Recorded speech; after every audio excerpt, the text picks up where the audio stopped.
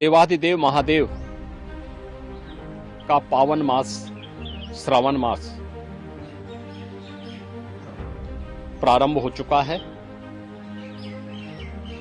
श्रावण मास की कावड़ यात्रा जग विख्यात है। पूरे देश के अंदर और खासतौर पर उत्तर भारत में इस दौरान शिव भक्त महादेव के अनुष्ठान में लीन होकर के सभी शिवालयों में जलाभिषेक के साथ अपनी असीम भक्ति का प्रदर्शन करते हैं।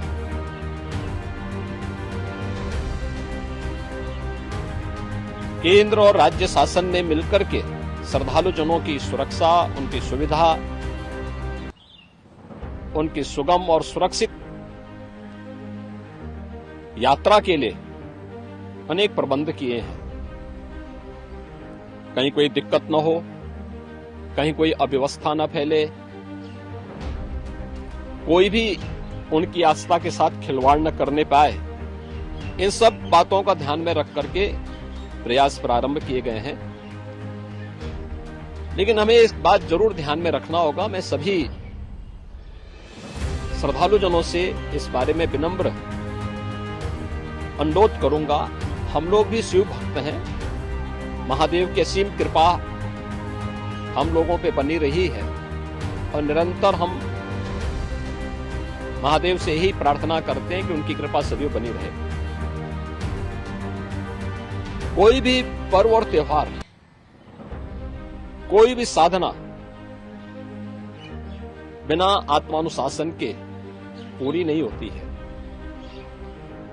सुगम और सुरक्षित यात्रा के लिए हमें न केवल अंतःकरण से बल्कि बाहरी रूप से भी उस पूरी प्रक्रिया के साथ लीन होना पड़ेगा। शिवो भूत्वा शिवम यजेत।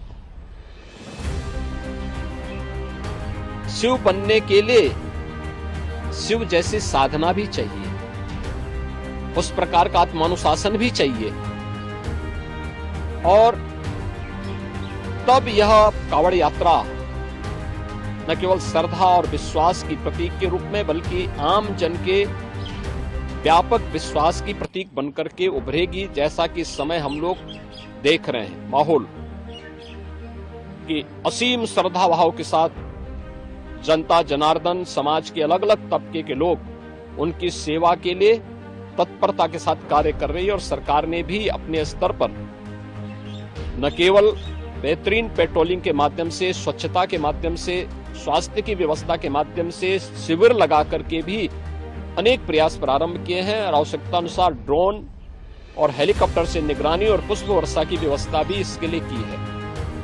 मैं सभी शिव भक्तों से अपील करूंगा कि देवादेव महादेव की कृपा हम पर बनी रहे। हम व्यवस्था के साथ जोड़ करके इस पूरी यात्रा का न केवल आनंद लें बल्कि पूरी श्रद्धा और विश्वास के साथ आत्मानुशासन का परिचय देते हुए इस पावन श्रावण मास के कावड़ यात्रा कार्यक्रम को सफलतापूर्वक आगे बढ़ाने में अपना योगदान दें।